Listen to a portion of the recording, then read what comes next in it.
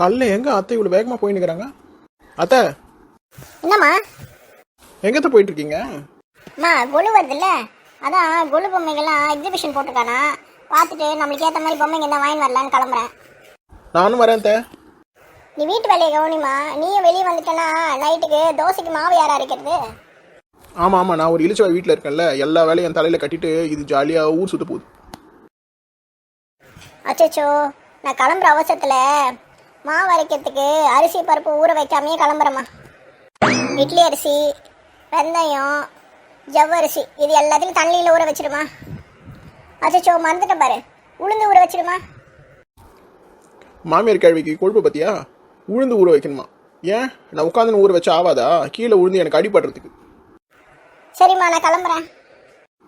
அத்தை, என்னால் உளுந்தெல்லாம் ஊற வைக்க முடியாது. வேணும்னா சேர்ல நல்லா சப்பரமா உட்காந்துக்கிட்டு நீங்க சொன்ன பொருள்லாம் ஊற வச்சு வைக்கிறேன்.